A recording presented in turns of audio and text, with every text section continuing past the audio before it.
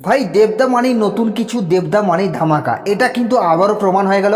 কারণ আমরা রঘু ডাকাতের টিজার নিয়ে যেটা এক্সপেকটেশন করেছিলাম সেটাকে অলরেডি ছাপিয়ে গেছে, মানে আমাদের প্রেডিকশনের বাইরে। ভাই ট্রেলারটা যে এরকম হবে এটা কিন্তু ভাবিনি। দেবদার মাসাল বডি লুক আর ট্রেলারটার অ্যাকশনগুলো ভাই আলাদা লেভেলের। এবং এই মুভিটা যে কেন এ সার্টিফিকেট দেওয়া হচ্ছিল সেটা আমরা এই ট্রেলারটা দেখেই বুঝতে পারছি। যদিও আমরা টিজার দেখেই বুঝতে পেরেছিলাম যে রঘু ডাকাতে মারাত্মক লেভেলের অ্যাকশন থাকতে চলেছে, এবং সেটা এই ট্রেলারটা পুরোপুরি ক্লিয়ার করে দিয়েছে। এবং এই ট্রেলারটা এক কথায় আনবিলিভেবল, মানে কি বলবো ভাই, বিশ্বাসই হচ্ছে না যে এটা কোনো একটা বাংলা সিনেমার ট্রেলার। এবং পুজোয় শুধুমাত্র রঘু ডাকাত চলে ভাই, আদার্স কেউ কাছে ঠেসতে পারবে না।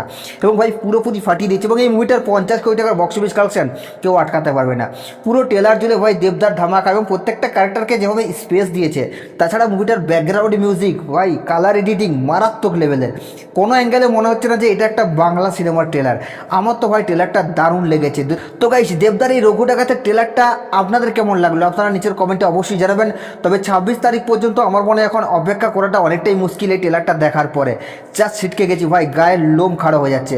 এক কথায় আনবিলিভেবল, মানে বিশ্বাসই হচ্ছে না এটা বাংলা সিনেমার ট্রেলার। তো গাইস, আপনাদের কেমন লাগলো আপনারা নিচের কমেন্টে অবশ্যই জানাবেন। আর সাবস্ক্রাইব করে দাও নেক্সট ভিডিওর জন্য।